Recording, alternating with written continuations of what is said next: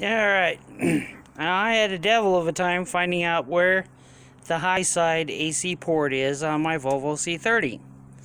Well, let's see if I can show you guys.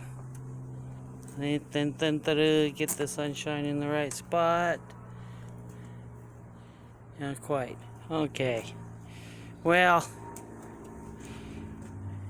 up here, let's see, right here, that's the low side. Then, down here, underneath the air intake, you have to take out this whole valance here. And that high side port is right there. Right under there.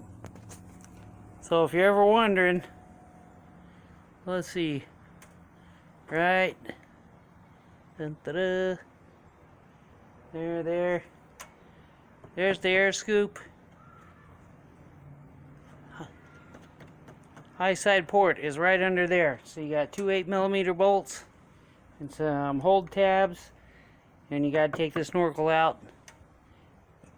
That's where it is. I've searched the whole internet for this, and I could not find anything. I found one post on it. So now you know. Where in the heck is the high side AC port on a Volvo C30? Right there. That's the passenger side. Over there, that's the driver's side. It's on the passenger side, right by the mass airflow sensor. There it is. Bye.